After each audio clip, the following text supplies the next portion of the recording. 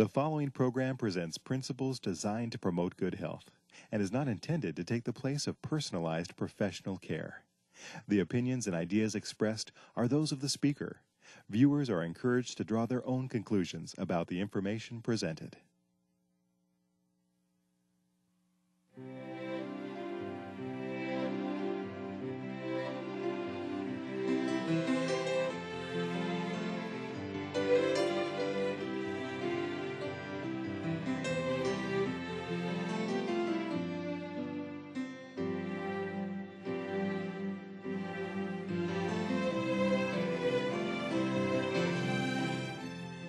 Hello and welcome to Health for a Lifetime. I'm your host, Don McIntosh, and today I'm delighted to have Dr. David DeRose with us from what, Oklahoma, the Lifestyle Center of America? That's exactly right. That's home for me. Has been for about 4 years. Now, I drove down there recently and I saw these signs for the Chickasaw Nation. What's that all about? Well, actually, Oklahoma used to be called Indian Territories. So we have very deep roots in Native American traditions and Native American peoples. A number of our staff members have Native American roots. One of our board members I know has Native American roots. So it's something that's really part and parcel of Oklahoma. Not just that, many different places. Of course, up the road a little bit, I drove through a town called Wichita, which is an Indian name, and the so-called Chisholm Trail with Jesse Chisholm, who spoke about 14 or 15 different Indian dialects. The only reason I mention that is because today we're going to be talking about Native American health practices, and I know that there may be many Native Americans watching 3ABN in those areas, and this will be something, of course, especially interesting to them, but I think that it can benefit the rest of us too, I hope. You've published something on this, or you've given some talks on this subject? Actually, we presented a paper at the American Public Health Association meeting. It's the largest meeting of public health and preventive medicine professionals. Each year, this meeting takes place, and in 1999, in Chicago, we presented a paper dealing with two Native Americans who came through our program. One of them was a tribal leader. Both he and his wife had diabetes. He also had blood pressure problems, cholesterol problems. Miraculous things happened when he came through our program at the Lifestyle Center of America. He is just one of probably some now 50 or 60 Native Americans who've come through our program. And as I've worked with Native Americans, as I've traveled to some of the reservations and presented talks, including just recently was out in Arizona speaking to the medical staff of one of the Indian Health Service hospitals, they're excited about what scientific research is showing that really says that the program that God gave us in His Word is something that ironically to some people, Native Americans had many insights into before they even knew about the Bible. So you're suggesting that maybe their health practices not only are scientific when they look at the roots of them, they also have a biblical basis. That's right, and this shocks people, Don, I got to tell you, because, in public health circles, when you say Native Americans, you know what they think? They don't think health. They think disease. They think alcoholism. They think diabetes. They think, diabetes in Native Americans, this is a huge problem. But what we're finding at the Lifestyle Center of America, when Native Americans go through our program, they can reverse their diabetes. What the research is showing is that 100 years ago, well, let me give you an example. Okay. Have you heard of the Pima Indians in Arizona? I haven't. But okay, that's okay. What's it called again? The Pima Indians. Pima.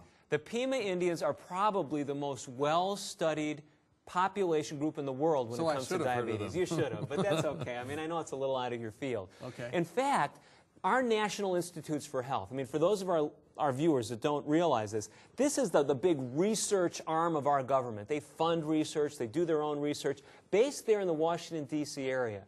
They have a branch of the National Institutes of Health in Phoenix, Arizona. Studying this group. Studying this group in particular.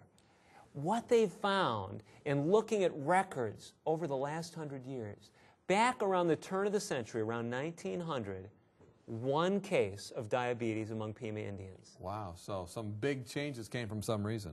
In the 1940s, how many? 21 cases. Today, 50% of Pima Indians over 35 have diabetes. Amazing. if we look at the historical records, Don, Native Americans seem to have excellent health before European influence, and they were also following a program that I believe is very, very similar to the kind of program that God wants us to follow today to optimize our health.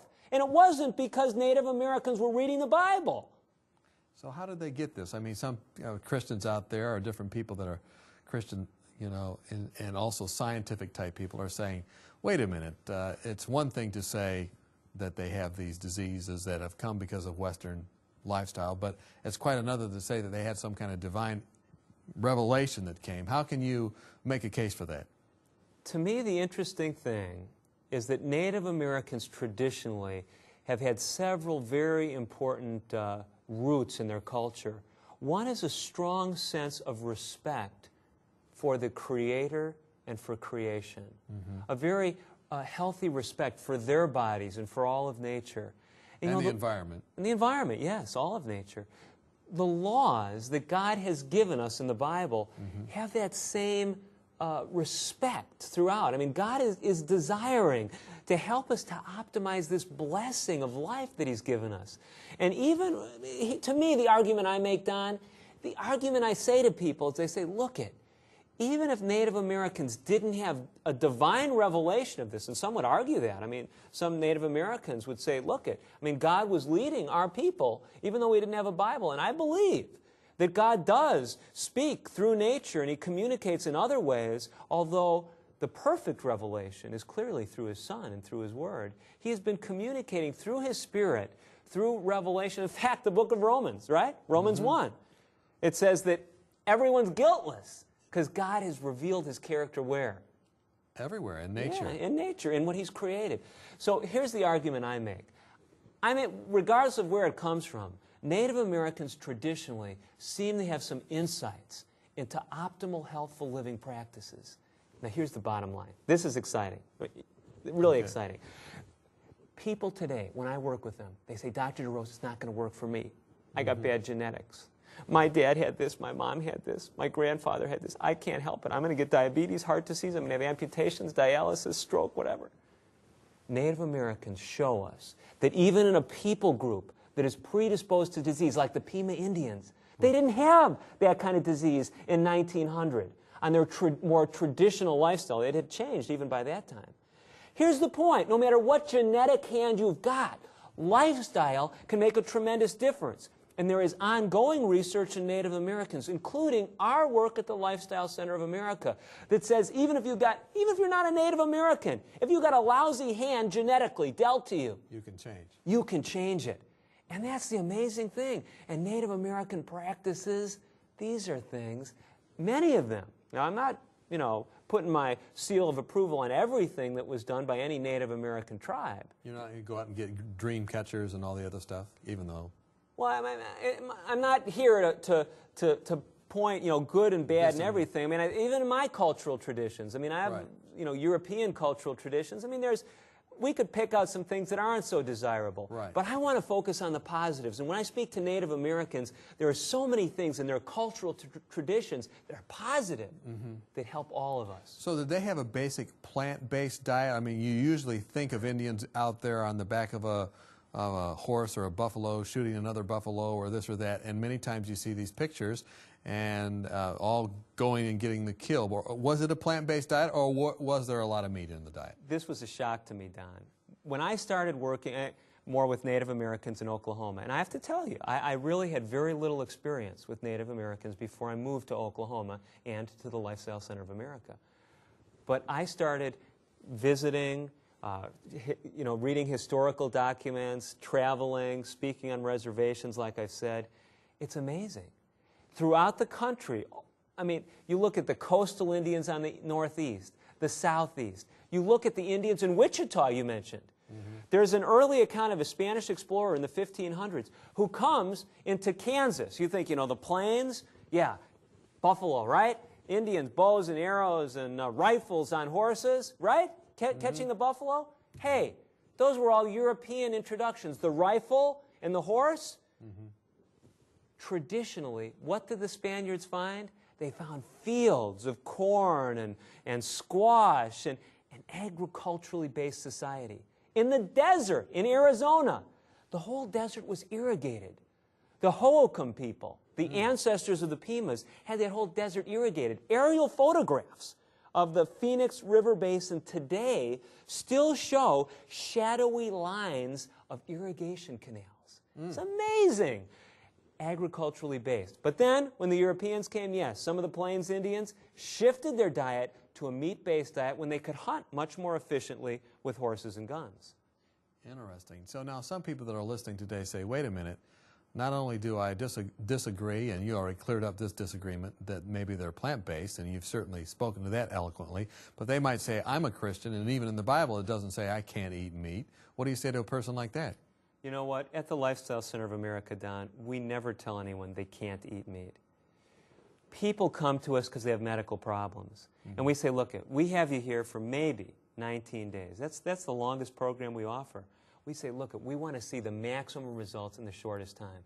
And we do use that plant-based diet, a vegetarian diet, because that, in our experience, and in the medical research that we've reviewed and some of the research we've done, that gives quick results. When people go back home, I've had Native Americans who have gone home and they follow a total vegetarian diet. There was a woman, a Sioux woman, they refer to themselves as Lakota.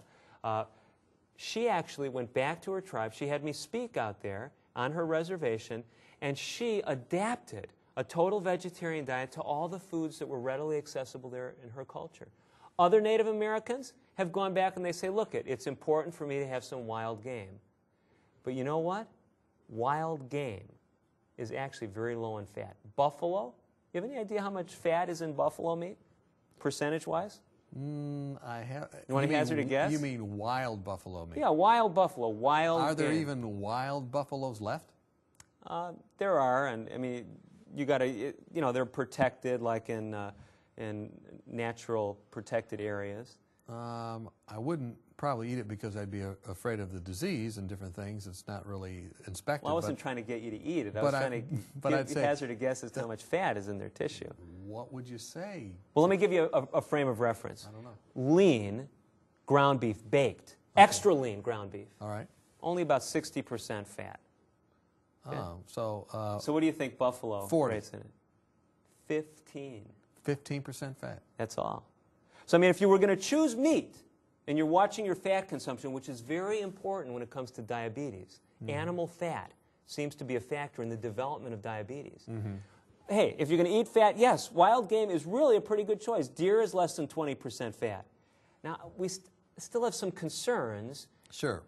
Because there are other risks. Diseases and different things. Yeah, sure, like you've mentioned. But still, Native Americans, even the wild game they ate was very low in fat. It wasn't the chips. It wasn't the lard. This was not what they were raised on traditionally. We're talking with Dr. David DeRose from the Lifestyle Center of America. He's been doing some fascinating research on the Native American diet and how it's related to God's principles as seen in Scripture, but even more interesting, or at least as interesting as that being the same thing that science is telling us today. And when we come back, we're going to look a little further at that. How can we have the Native American benefits? How can we avoid any pitfalls that they came across in their particular culture? Join us when we come back. Have you found yourself wishing that you could shed a few pounds? Have you been on a diet for most of your life, but not found anything that will really keep the weight off? If you've answered yes to any of these questions, then we have a solution for you that works. Dr. Hans Diehl and Dr. Eileen Ludington have written a marvelous booklet called Reversing Obesity Naturally, and we'd like to send it to you free of charge. Here's a medically sound approach successfully used by thousands who were able to eat more and lose weight permanently without feeling guilty or hungry through lifestyle medicine. Dr. Diehl and Dr. Ludington have been featured on 3ABN, and in this booklet, they present a sensible approach to eating, nutrition, and lifestyle changes that can help you prevent heart disease, diabetes, and even cancer. Call or write today for your free copy of Reversing Obesity Naturally, and you could be on your way to a healthier, happier you. It's absolutely free of charge, so call or write today.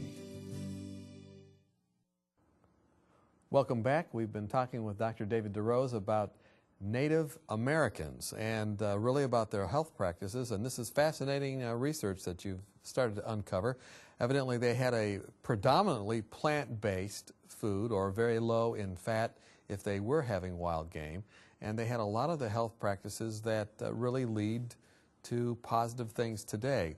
Now, you mentioned that they now, in the, as we're living now, they have a lot of problems with diabetes and a lot of the problems with other illnesses. Are there any other illnesses besides diabetes that they seem to suffer from?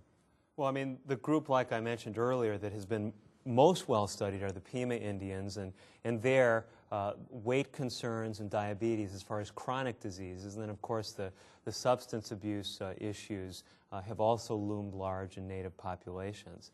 So these issues, though, are things that affect you and I as well. I mean, whether we have obesity or diabetes diagnoses, we all are at risk for this because as we tend to get older, we tend to put on weight, and with weight comes the risk for diabetes. So I think as we talk about these conditions, there's something that is applicable to everyone, regardless of what their cultural background is. So we should all be thinking about a plant-based diet like they have in their cultural past. Yeah, I should mention one other thing, because a lot of people, still may be a little skeptical. Very interesting study, 1994, the journal Diabetes Care. Researchers from the National Institutes of Health there in Phoenix, Arizona, traveled down to Mexico, and they found another cultural group, Native Americans, that were from the same ancestry as the Pimas in Arizona. Two Pima groups, basically. Pimas in Arizona, Pimas in Mexico. The Pimas in Mexico were on a very different lifestyle. High fiber diet, more active, and interestingly, very interestingly, eating meat only about once every month or two. I mean, basically a vegetarian diet. What they found in the men, for example, average man in his 40s, in the Pimas in Arizona, over 50% of them had diabetes. Less than 10%, well under 10% of those in Mexico. Yes, they had a genetic predisposition, but lifestyle makes a huge difference. And that's the message, whether it's heart disease or stroke or diabetes or weight. We can't reverse all the genetics, but we can make a big difference with our lifestyle. And Native American traditional practices gave these people tremendous health. That's what the record suggests. But now it's adopting these Western practices that have contributed to this decline in health status. This is the same thing that we've seen with the studies of rural China and all these different things. But the interesting thing about this is that it's right here on this continent. That's probably. Right. That's exactly right. What about Native Americans and their ability to say yes or no to certain substances, so-called temperance? This is really interesting, Don. There was a famous French explorer named Lemoyne, Jacques Lemoyne. And he came to what's modern-day Florida before the Spanish had come there. His party came there, and he observed Native Americans really for the first time, these native peoples there. And the accounts that he wrote about them are fascinating. Not only did he write historical descriptions, but he made some beautiful watercolor illustrations that were then reproduced by another Frenchman, Theodore de Bry, into copper plate engravings. These have stood the test of time. We have these today. I've seen many of these illustrations. A number of them show Native Americans eating. And Lemoyne says things like this. These native peoples, he didn't call them native peoples. I got to tell you, he often used terms that... Derogatory. Very derogatory. He mentions these derogatory terms like, I don't need to mention them, but he says things like this. They never overate. We Christians would be well to learn lessons of sobriety from these people that we consider in such derogatory terms. Amazing. It's amazing. He's saying, look at, and he said, these people are so long-lived. They have such long lives because they're temperate in their eating. I'll tell you, it's a powerful lesson, and it's something that I believe God wants to give Christians power over, as you and I have talked before. So how did we get in this predicament of being, a Christian nation or a Christian people, and you're a Christian, I'm a Christian minister? Why is it that so many Christians have a problem with this very area? Why is it that they have used their very religion, it seems, in a way that harms themselves? Well, you know what? This is the irony. As I talk about like traditional Native American practices with Christians, they say, hey, I don't want to do anything to do with that. That wasn't Bible-based, you see? Or, did you hear who's a vegetarian? It's, some of these people in these, and they use some derogatory terms, not Christian. So if I'm going to be a vegetarian, then I'm not really going to be a Christian because the Christians aren't doing that. You know what the irony is to me? Native Americans do the same thing. Let me tell you, just a parallel explanation, parallel situation. You go into some Native American communities, and what are their traditional foods? Fried bread, dough, fed in lard. Where did the lard and the fat come from, okay? This wasn't part of their traditional foods before European influence, but it's now become their tradition. They identify with this as part of their cultural identity. Christians do the same thing. They say, this is what we do in our church. This is what we do in our fellowship meals. We're not going to be like these non-Christians and eat like that. What I'm saying is, hey, wait a minute. Jesus came to give us abundant life. If he tells me to change my lifestyle, I'm not going to look around and who else is doing it or who's not doing it. And what the medical research is showing us, and what Native American practices show us in a group of people who've got the odds stacked against some chronic diseases like obesity and diabetes, it shows us that Genesis diet, that Genesis lifestyle of moderate, useful exercise that God gave Adam and Eve in the garden, of a plant-based diet, of a trusting relationship with the Creator, of a stress-free existence. These things are things that we need today. And it doesn't matter if indigenous Australian, the Aborigines are adopting them or have practiced them. It doesn't matter if the Chinese have done this traditionally and from a perspective that didn't incorporate Christ. Many of these indigenous peoples knew their body better than we Westerners do. And who created our bodies? God. God. So these people have insights into the way the Creator made them, and they live that way traditionally. So why should we distance ourselves from those practices as Christians? Sure. We should just build on them. So they believe in the Creator. They're very much into, protecting the earth and their own bodies in their cultural history. You've kind of made them aware of this, and it's probably an aha experience for them. They are temperate in terms of these things that you've seen in the artwork. What about exercise? Exercise is very interesting. Exercise today for many Americans is either something to avoid, or if a person's exercising, it's with great fervor and religiosity. I exercise 45 minutes a day, and I check my pulse, and I see what it is. Kind of an obsessive compulsive type thing. Now don't misunderstand. I'm not depreciating that, but what Native Americans did is exercise was a part of their daily life. It wasn't something they did. They exercised as part of their life. They were physically active people. Even in some of their ceremonies, they were physically active. Their dances and all that. Okay. Not just dances. They even had organized sports in the Southwest. They had ball courts that had both physical fitness and religious connotations. Some very interesting parallels. What I tell people today, not that we've got to, build Native American ball courts and, start playing out there in some kind of worship ritual. What I tell people, Don, what I tell people is we need to make exercise a part of our daily routine. It's just like you don't get up in the morning and say, boy, am I going to eat today? Now, you could choose to fast, but isn't the given for you like it is for me that you're going to eat? How about sleep? Is that kind of a given? That's a given. What about exercise? You don't have to answer, but the point is most Americans, they don't even think about it. They don't even think about it. It's something they add, or maybe if they have time. Native Americans, it was part and parcel of the way they lived. I say, hey, all of us need to get on that mode. A day without a meal, a day without sleep, a day without exercise, you can choose that. But that should be the exception. The rule, all of those things should be part of our daily activities. Did they ever fast or use natural remedies? Definitely. And these are some of the most amazing things. Fasting was something that was used by almost, very pervasive among many Native American tribes. Fasting has some profound benefits for diseases like high blood pressure and diabetes, some fascinating things. Maybe sometime we'll have a chance to explore that. But other natural remedies, herbs. You know, herbs are just blossoming in America today. We're starting to realize that these things have some unique health-giving properties. One of the herbs that Native Americans used was ginseng. American ginseng in the year 2000 was studied, was published in one of the prominent medical journals. No, it was actually for diabetes. For diabetes. And they found that using ginseng could actually lower blood sugar levels after a meal. We do use some herbs and natural supplements at the Lifestyle Center of America in addition to a lifestyle program. And this is a tradition that Native Americans espoused. You know what?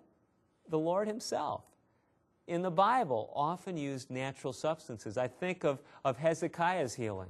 You know, Poultices. Used a fig poultice. A lot of people say, oh, you know, that was just some place to focus his faith. But I think we should be very careful about how we dismiss God's use of illustrations of remedial agencies in his Word.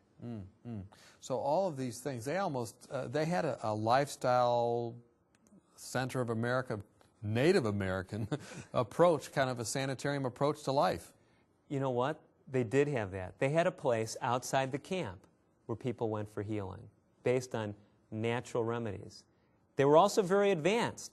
Throughout many Native American tribes, there's evidence, Don, well before European influence, they were doing brain surgery, successful brain surgery. How do we know? We see surgical holes in skulls that show bone regrowth, indicating that brain surgery was done by Native Americans and it was successful. So they not only used the natural, but where it was appropriate, apparently they used surgical techniques as well. They actually had an advanced healthcare system that included a sanitarium model, people coming away from their village for a time to get intensive healing, and that's what we're doing today. That addresses the issue. So many people say we evolved, we have to be hunter-gatherers or this or that, and now we're more and more advanced. Really, this is the model of the Bible, that people were very intelligent, very in tune with what God wanted for their bodies and their lifestyle, and then they fell away. This is the plea I'm making. Get back to the way God created us. He wants to reveal it to us, and he wants to give us the power to live that way. Fascinating information if you're a Native American or even if you're not, and some real principles that can help you and, of course, myself and Dr. DeRose to live healthy and to have health that lasts for a lifetime. If you'd like more information about this and other papers that are published by the Lifestyle Center of America or their programs, please contact them at their website, which is www.lifestylecenter.org, lifestylecenter.org, or contact us here at 3ABN, and we'd be happy to get you in touch with them. Thanks for joining us today, and have a great day.